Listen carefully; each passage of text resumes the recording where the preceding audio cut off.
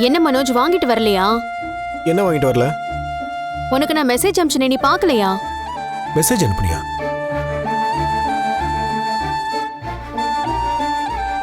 மனோஜ், எனக்கு பீட்சா சாப்பிடணும் போல இருக்கு. நீ வரும்போது நம்ம வழக்கமா ஒரு இடத்துல வாங்குவோம்ல, அங்கிருந்து பீட்சா வாங்கிட்டு வந்துரு. ஓ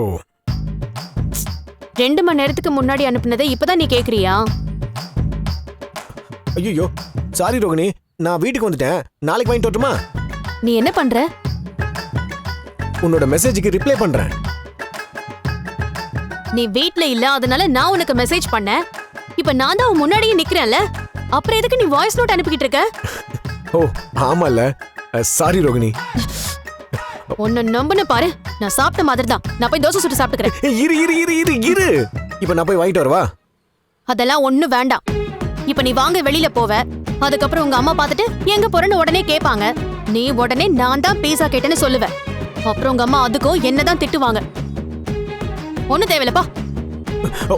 ரோகிணி இங்க பாரு. போ மனோஜ். ரோகிணி போன்னு சொன்னேன்.